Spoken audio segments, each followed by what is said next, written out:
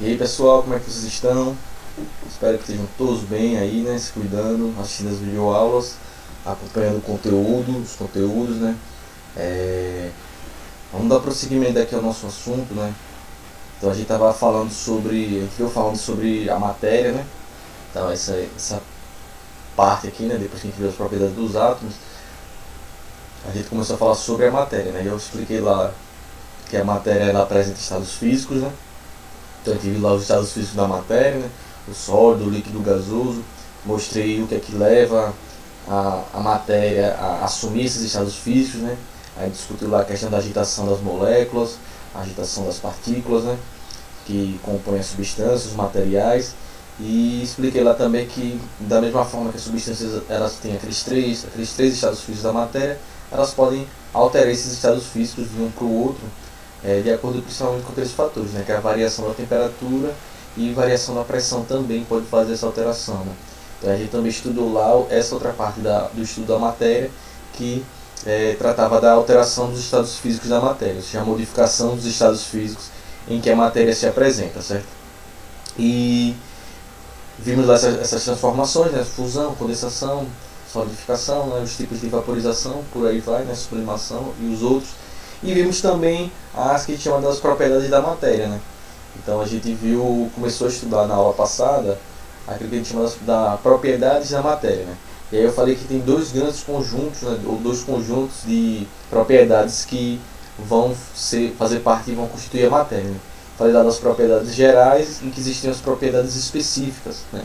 Na aula passada eu conversei com vocês sobre as propriedades gerais da matéria, ou seja, por que chamamos de propriedades gerais da matéria? Porque são propriedades que são comuns a todo tipo de material. Ou seja, toda matéria, toda substância vai apresentar essas propriedades, né? Então a matéria ela apresenta essas propriedades gerais.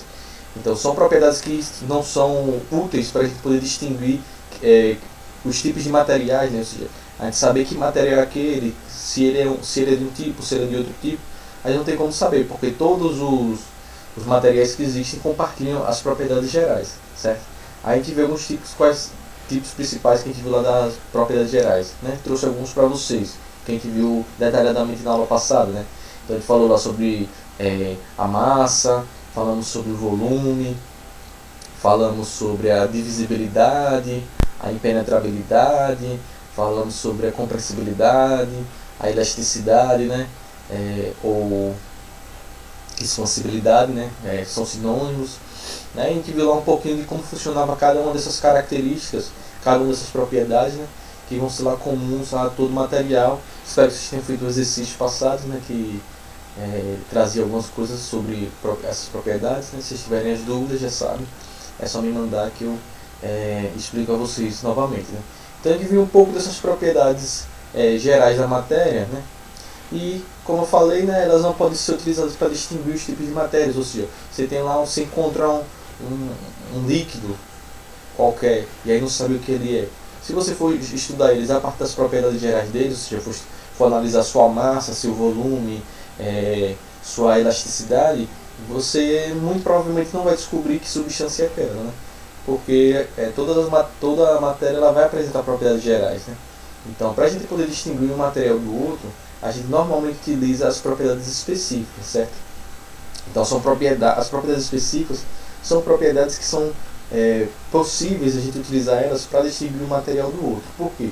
Porque as propriedades específicas, como o nome já diz, elas são específicas, ou seja, tem materiais que têm aquelas propriedades, tem outros materiais que não vão ter aquelas propriedades, alguns dos tipos de propriedades específicas. Tem materiais que, apesar de ter a mesma propriedade específica, essa propriedade vai variar de um material para o outro, certo? Então, você estudando as propriedades específicas do material, você muito provavelmente vai descobrir que material é aquele. Ou seja, por exemplo, tem propriedades que o ouro tem que o ferro não tem. Tem propriedades que o ouro e o ferro têm, mas, por exemplo, a água não tem. E tem propriedades que a água tem e que o ouro e o ferro não tem. E por aí vai. Ou seja, essas propriedades que são específicas, algumas podem ser exclusivas de alguns tipos de materiais, né? Elas são chamadas de propriedades específicas da matéria. E são propriedades que são extremamente úteis para a gente poder identificar algum tipo de material. Então, toda vez que vocês pegam uma questão que fale lá nos materiais, quais propriedades que a gente pode selecionar para identificar que material é esse que a gente descobriu. Vocês vão sempre nas propriedades específicas, certo? Esquece as gerais. As gerais não servem para identificar materiais, identificar ou diferenciar materiais, certo? Vocês sempre vão lá olhar. Tem muita questão dessa que cai, deve ter, vai ter nos exercícios, vocês vão ver. Vou botar algumas questões. A maioria das questões que eu estou botando são de vestibulares, para vocês verem que vocês conseguem responder, né? Questões vestibulares sem problema nenhum. Sumiu lá com o nome para vocês não se assustarem. Mas tem muitas questões de vestibular que eu boto lá e elas envolvem muito isso, né?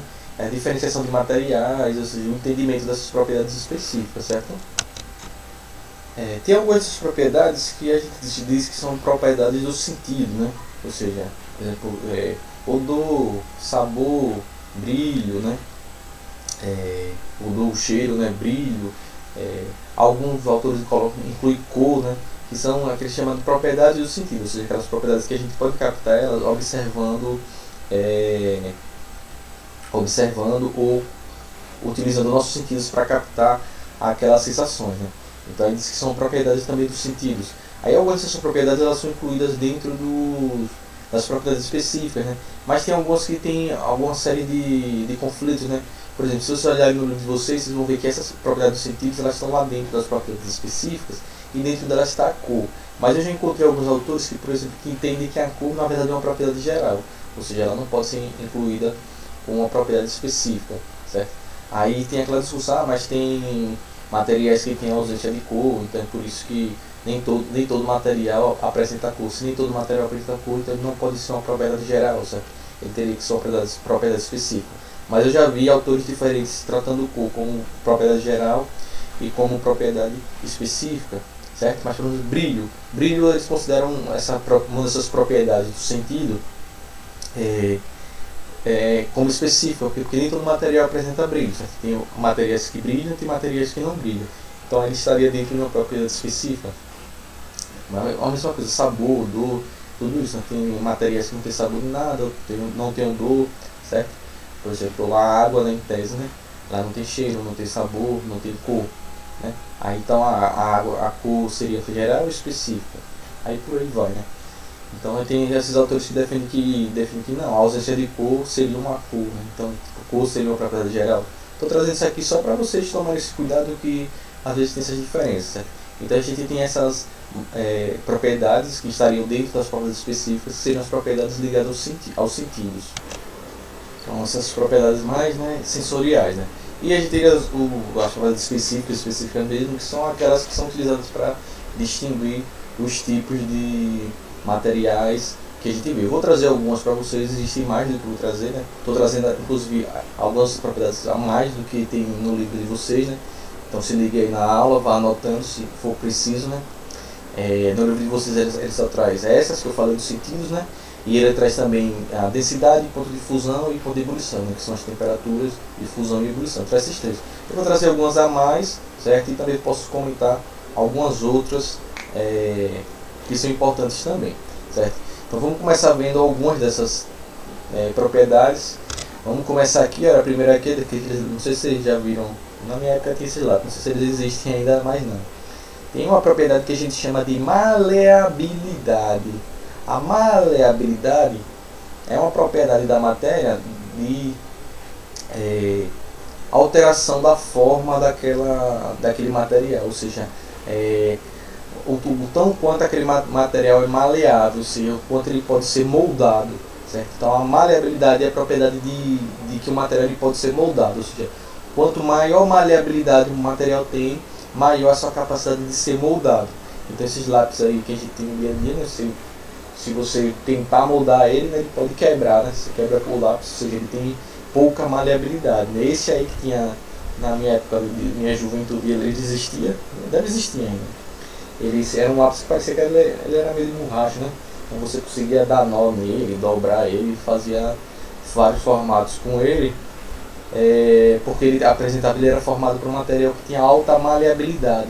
Então a maleabilidade é essa propriedade, ou seja, em que o material ele pode ser moldado, certo? Sua forma pode ser alterada. Então, por exemplo, o barro, o pessoal faz aqueles jarros e vasos de barro, né? O barro ele tem muita maleabilidade, ele consegue ser moldado e assumir uma série de formas. Então, quanto maior a maleabilidade, maior é a capacidade daquele material ser moldado. Quanto menor a maleabilidade, menor é a capacidade dele ser moldado, certo? Então, temos aí uma primeira propriedade, que é a maleabilidade. Beleza? Facinho, né? Vamos aqui, olha. Próxima propriedade geral aqui, desculpa, específica da matéria, é a dureza. A dureza é a propriedade que ela define, que a dureza é a propriedade específica em que é a resistência de um material a ser riscado, certo? Ou seja, a sofrer risco. Então, por exemplo, aí eu coloquei a imagenzinha aí daqueles antigos que tinha, não tem mais, né, aqueles quadros de giz, certo? Então, por exemplo, é a resistência de ser riscado. Então, o quadro, aqueles quadros de giz que tinha antigamente, o quadro ele tinha uma maior dureza do que o giz. Então, o que ele fazia? Quando você ia lá, aí o que você pensa? Que você está riscando o quadro, né? Você estava passando o giz lá, escrevendo, e aí você que estava riscando o quadro. Só que na verdade era o contrário, né? O quadro que riscava o giz. Como o quadro, aquele que chamava quadro negro, ele apresentava uma maior dureza do que em relação ao giz, o que acontecia? Na verdade, o quadro riscava o giz, ou seja, o quadro que desgastava o giz. Então era por isso que você ia escrevendo, o giz ia diminuindo o tamanho. Por quê? Porque ele ia sofrendo desgaste, porque a dureza do quadro é maior do que a dureza do giz, por exemplo. Então os dois têm dureza, do quadro maior do que a do giz. Então, na verdade, o quadro riscava o giz, né? Então essa dureza é a resistência do material a sofrer riscos, certo? A sofrer danificações. Então, por exemplo, tem um diamante. O diamante é um dos materiais que apresenta maior dureza na natureza, né? Então é por isso que o diamante ele é usado para várias coisas, para fazer vários tipos de corte, né? Então, para cortar vidro, essas coisas. Ele tem então, o diamante, que é uma variação do carbono, né? Ele é um dos objetos com maior dureza, né? Ou seja, o diamante ele tem a capacidade de riscar praticamente todos os tipos de materiais que existem, certo? Porque ele apresenta uma alta dureza, uma alta resistência. Então, como ele tem uma alta resistência, ele causa mais dano, em outros tipos de materiais do que nele, né? Então ele tem muita dureza. Então a dureza seria essa capacidade de um objeto ele apresentar resistência ao risco, né? A danificação, a alteração da sua estrutura. Beleza? Facinho. Vamos lá então. Então a gente tem a dureza. Outra propriedade específica da matéria é a ductibilidade. O que é a ductibilidade?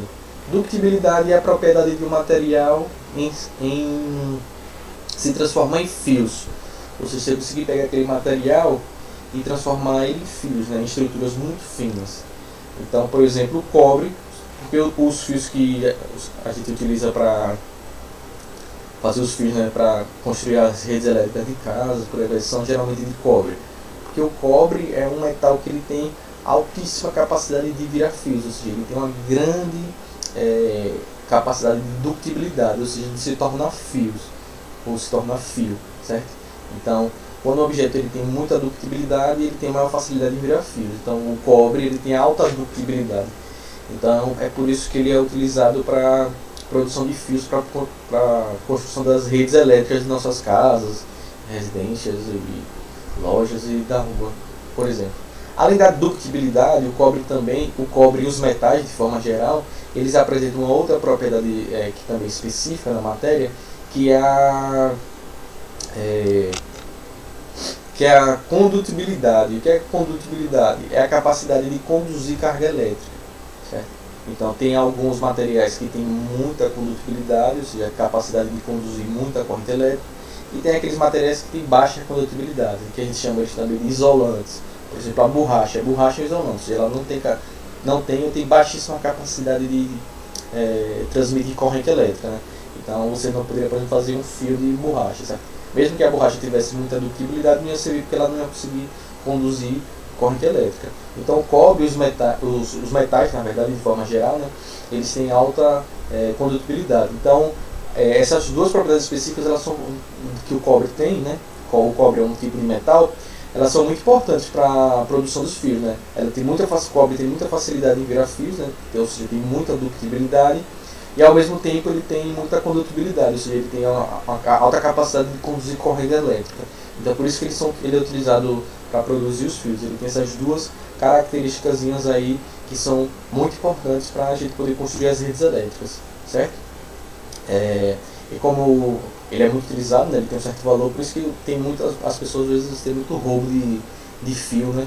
Não sei se vocês já viram, às vezes passa no jornal, ou já deve visto na internet, qualquer coisa assim do tipo. Muito caso assim, de roubo de fio na rua, né? De fio de poste, recentemente, acho que foi no começo do ano que estavam roubando os fios lá da ponte, que liga a ponte João Alves, né? Que liga Aracaju, conecta Aracaju a Barra. Então tava roubando, tinha muito roubo de fio lá, porque eles roubam os fios para poder tirar o cobre, né? Esses fios têm cobre dentro deles, né? Então eles pegam esses fios e para vender, né? Eles roubam para vender. Você não sabia o que roubava o fio, né? Rouba fio para poder retirar esse cobre. E geralmente esses fios de alta tensão, de iluminação pública, né, eles são mais grossos do que os fios que tem na casa da gente, né? Então tem mais, eles são mais grossos, eles têm mais cobre, né, para conduzir mais corrente elétrica, maior potência de corrente elétrica, né? Então eles pegam esses fios e roubam o cobre, né? Então tá aí, falei de duas propriedades, né? Dutibilidade e condutibilidade, que é outra propriedadezinha aí de conduzir correntes elétricas. Beleza, vamos lá. Mais um aqui, olha, maravilhoso aí, é o magnetismo, ou seja, é representado por magneto, né, e pelo ímã, ou seja, é a propriedade que o material tem de ser atraído por campos magnéticos, né? Ou seja, parte do magnetismo, de ser atraídos ou repelidos, certo? Por campos magnéticos. Então, por exemplo, os metais, está falando do cobre, os metais de forma geral, eles têm muito magnetismo, ou seja, eles são muito atraídos por campos magnéticos, certo? Os ímãs, então, apresentam magnetismo, ou seja, materiais que a gente chama de ímãs, eles são materiais que vão produzir esses campos magnéticos, então interagem com os campos magnéticos. Então, o magnetismo seria essa propriedade que o material tem de interação com campos magnéticos, seja de atração, seja de repulso, seja de aproximação, ou seja de repulso, né, afastamento de um campo magnético. Então, o magnetismo é outra propriedade específica da matéria. Nem todo material apresenta magnetismo, certo? A gente conhece geralmente os metais, são duas propriedades assim, que são muito comuns dos metais, que é a condutibilidade, né, ou seja, alta capacidade de conduzir correntes elétricas, e o magnetismo, ou seja, são propriedades que são bem próprias dos metais de forma geral, né? Dos metais, eu falo assim, ferro, cobre, as ligas metálicas, né, que são as misturas entre metais, que a gente vai estudar lá mais pra frente, né, as ligações metálicas, ouro, metal, prata e por aí vai, certo? Então o magnetismo aí é outra propriedade específica da matéria, essa propriedade de interação com campos ou correntes magnéticas, certo? Outra propriedade específica, e essa que é bastante importante, específica aqui da matéria, é a densidade, certo? A densidade é uma propriedade específica, todo material que apresenta a sua densidade, certo? Então a densidade é uma propriedade específica da matéria. Então você conhece a densidade do material, muito provavelmente você vai conseguir identificar de que material é aquele, certo? A densidade, ela é uma relação entre duas propriedades gerais da matéria, né? Ela é a relação entre a massa, que é a quantidade de matéria de um corpo, de um objeto material, né? E o volume, que é o espaço que aquele corpo ocupa, né? Aquele material ocupa, então sua extensão.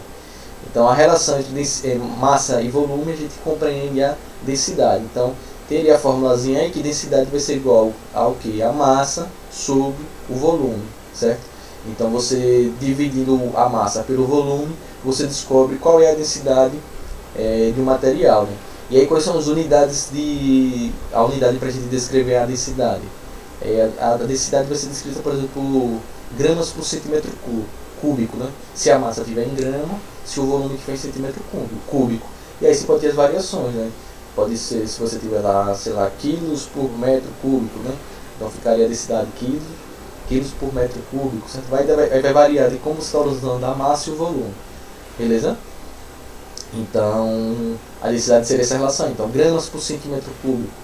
É a densidade, por exemplo, que é a propriedade que a gente consegue usar, por exemplo, para saber se um objeto ele tem a capacidade de boiar ou não na água, né?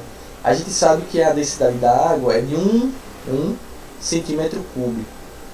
Ou, desculpe, 1 grama por centímetro cúbico, né? Porque o volume da água em 1 grama de água ela apresenta um volume de 1 centímetro cúbico, né? Então a densidade da água é de 1 grama por centímetro cúbico. Então como é que a gente consegue saber se um objeto ele consegue boiar ou se ele afunda na água? Aqueles materiais que apresentarem densidade superior da água, eles vão afundar, certo? Então, por exemplo, se você pega um material que tem 2 gramas por centímetro cúbico de densidade, ou seja, 2 é maior que 1, então ele vai afundar. Se eu pego lá um pedacinho de madeira que tem densidade de 0,8 gramas por centímetro cúbico, então como essa densidade é menor do que a densidade da água, então eu sei que esse material ele vai boiar, certo? Então dá pra gente ver aqui num esquemazinho aqui, olha. Então veja que aqui a gente tem vários, cada cor dessa aí é um líquido. E aí esses líquidos eles não se misturam, certo? Eles não apresentam solubilidade. O que é solubilidade? Solubilidade é outra propriedade, certo? A solubilidade, ela é a capacidade de um material de se dissolver sobre outro ou com outro, ou seja, de constituir uma mistura homogênea, ou seja, formar uma solução. Então, quanto maior a solubilidade de um objeto tem, de um material tem, mais fácil ele consegue se dissolver em solventes. Por exemplo, você pega a água com sal, né? O sal ele apresenta alta solubilidade, então ele se dissolve com facilidade na água, certo? Se você pegar a areia e misturar a água com a areia não se mistura na água, porque a areia tem baixa solubilidade, certo? Então o que acontece aí? Tem cada cozinha desse aí um líquido, eles têm baixa solubilidade, ou seja, eles não vão se misturar, não vão se dissolver um no outro, certo? E aí acontece o quê? Porque ficam eles formando esses andarezinhos aí? Porque eles vão apresentar densidades diferentes, certo? Então o que vai acontecer? O que tiver no fundo desse tubo, os que tiverem mais embaixo, né? Ou seja, esse aí mais avermelhado para o marrom escuro, né? Ele seria o mais denso, por isso que ele vai estar no fundo do recipiente. E aquele lá mais douradozinho seria o menos denso de todos esses, ou seja, é o que tem a menor densidade entre todos esses líquidos. Então é por isso que ele vai ficar lá em cima, ele vai ficar acima de todos. Então aí está um grau de densidade, ou seja, dá para a gente saber então, esse mais denso aí, esse meu vermelho e meu marrom escuro é o mais denso. Depois quem seria o segundo mais denso? O verde. Quem seria o terceiro mais denso? O azul. O quarto mais denso, o rosa. O quinto mais denso, esse aí transparentezinho. E o menos denso, que é aquele douradinho que está lá, o sexto mais denso, né? É esse de cima aí. Então, dependendo da densidade, a gente vai ter variação na altura desses líquidos aí. Ou seja, a gente vai ver que eles vão ficar estratificados, né, ou segmentados de acordo com sua densidade, já que eles têm densidades diferentes, certo? Então, a densidade se você conhece a densidade do material, você consegue entender e descobrir qual material é aquele, certo? Então, a gente já é bem conhecido, por exemplo, da água, que é 1 grama por centímetro cúbico, certo? Beleza? Agora tem alguns casos do que acontece aqui, por exemplo, olha, uma lâmina de barbear, essa lâminazinha aí que coloca no barbeador, ela de metal, né? Ela tem densidade maior do que a água, ou seja, a densidade dessa lâmina de barbear é superior a 1 grama por centímetro cúbico. Mas se você coloca uma lâmina de barbear na água, ela boia, certo? Ou seja, nesse caso aí tem que tomar cuidado, ela não boia porque ela é menos denso que a água, certo? Nesse caso aí ela está boiando por causa de uma propriedade da água, que é a propriedade que a gente chama de tensão superficial da água. Que propriedade é essa? Devido à coesão, ou seja, a atração entre as moléculas de água, umas com as outras, na superfície da água elas formam uma fina camada, né, na parte superficial da água, ou seja, elas formam como se fosse uma película na camada superficial da água, certo? E você já deve ter observado, se você enche um copo de água demais, né, e às vezes a água ela passa da altura do copo e não derrama, né? Ela não derrama por quê? Ela não derrama por causa da tensão superficial da água, certo? Então o que acontece é o quê? Às vezes um objeto, por suas propriedades, eles não rompem essa tensão da superficial da água.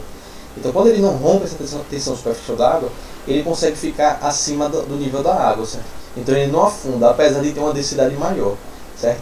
Ele só afundaria se ele tiver uma massa suficiente, um peso suficiente para romper a tensão superficial da água, e aí aí ele afundaria porque ele é menos denso. A mesma coisa daqueles, você já viu umas ranzinhas que conseguem caminhar por cima da água sem afundar, né? Elas têm uma densidade maior do que a água, mas elas não afundam porque elas não rompem essa película superficial da água, que é a tensão superficial da água, certo? Então tem que tomar cuidado para não confundir, para não achar que todo objeto que boia necessariamente é porque ele tem uma densidade menor que a água, certo? Então depende de como for. Se você pegar essa lâmina de barbear e colocar ela de pé na água, o que vai acontecer? Ela vai afundar, porque ela vai romper essa elasticidade da tensão superficial da água, certo? Então também depende de como você coloca ela. Se você coloca ela assim como está na figura, ela boia. Se você largar ela, soltar ela de pé, ela vai quebrar a elasticidade da tensão superficial da água e vai afundar, certo? Então depende também da forma como você coloca esse material na água, certo? Então tá aí uma observação importante para vocês, facilitar vocês, certo? Para vocês forem estudando. Por último aqui, vamos ver aqui a temperatura de fusão e de ebulição. São propriedades específicas da matéria.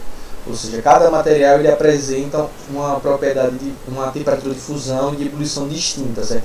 Obviamente, se esse material não estiver misturado com outro. Então, cada substância ela tem a sua temperatura de fusão e a sua temperatura de ebulição, certo? Então, essa é uma propriedade que é muito utilizada para diferenciar materiais. Então, o que é o ponto de fusão? Então, uma definiçãozinha aí, resumidinha, é a temperatura constante que um sólido se transforma em um líquido.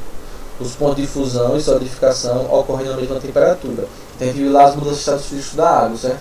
A fusão era quando o material ele passava do sólido para o líquido. E a condensação quando ele passava do líquido para o sólido. O que a gente chama de ponto de fusão é uma temperatura constante, ou seja, ela não varia, em que o sólido se transforma em um líquido.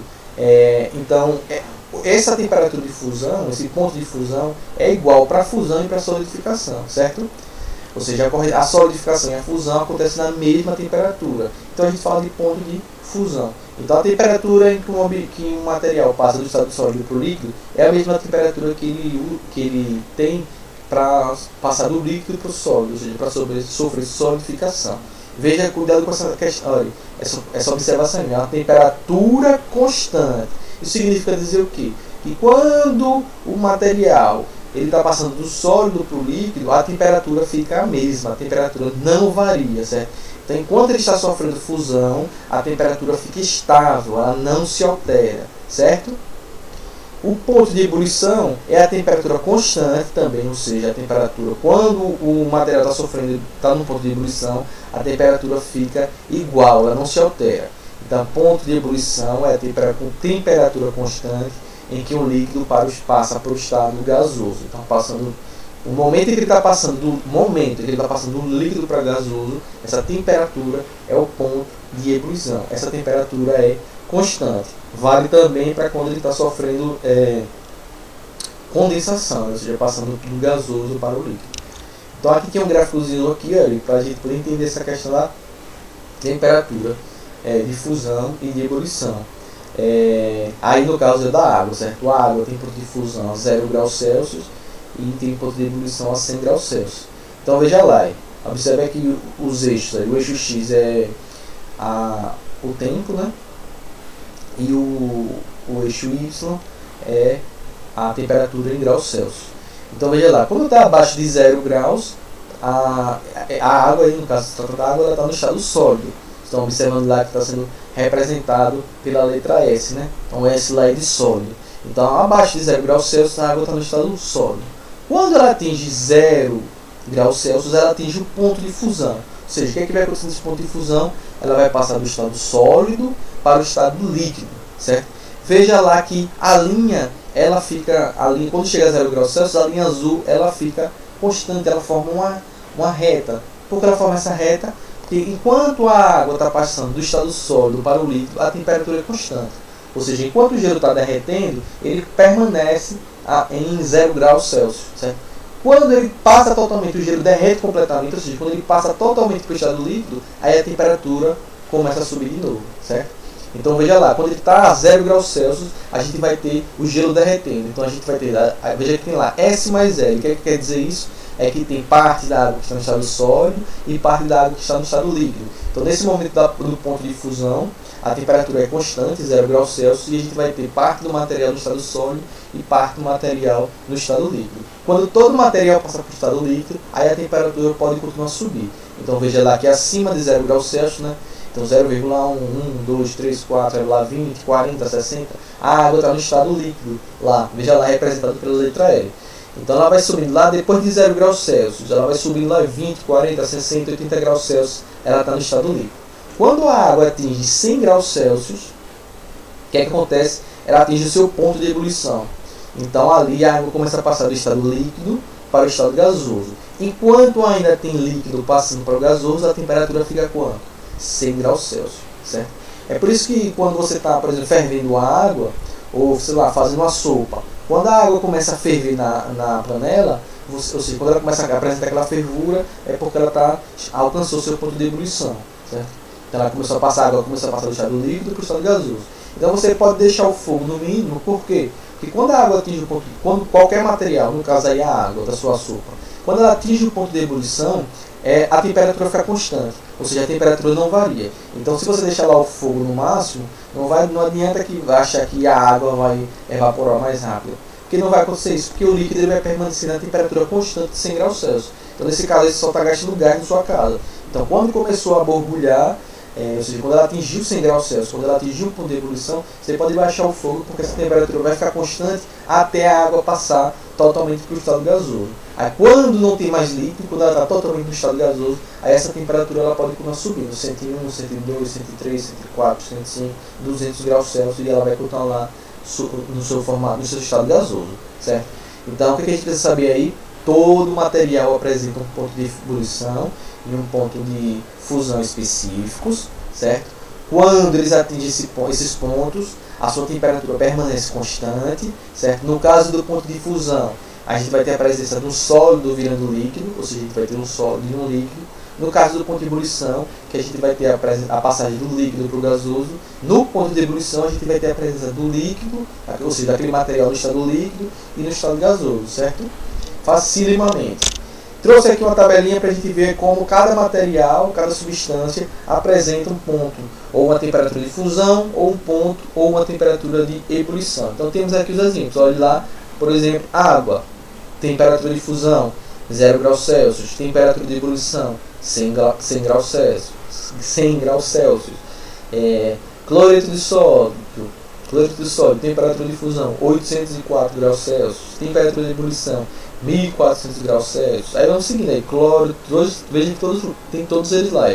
O oxigênio, o gás oxigênio, a temperatura de fusão dele, ou seja, quando ele passar do sólido para o líquido, menos 218,4 graus Celsius. A temperatura de ebulição dele, menos 183 graus Celsius. Ou seja, para você fazer oxigênio, botar oxigênio no estado sólido ou líquido, tem que ser uma temperatura muito baixa. Veja lá do nitrogênio também, né? Você já viu lá nitrogênio líquido, né? Então o nitrogênio líquido ele vai estar lá entre 209 graus, menos 209 graus Celsius e menos 195 graus Celsius. Veja que são temperaturas baixíssimas, certo? Espero que você tenha conseguido entender. Essas são as propriedades específicas da matéria, certo? Fechando essa parte das propriedades da matéria. Então desde que a gente viu lá dos estados físicos, mudança dos estados físicos e agora as propriedades gerais específicas. Certo? Espero que vocês tenham entendido. Se tiverem dúvidas, mandem as dúvidas. Se tiverem dúvida dos exercícios, também podem mandar as dúvidas dos exercícios. Certo? Eu ajudo vocês, eu respondo. Então por hoje é só isso. Fiquem bem, se cuidem. Até a próxima aula. Tchau. Até junho agora, né?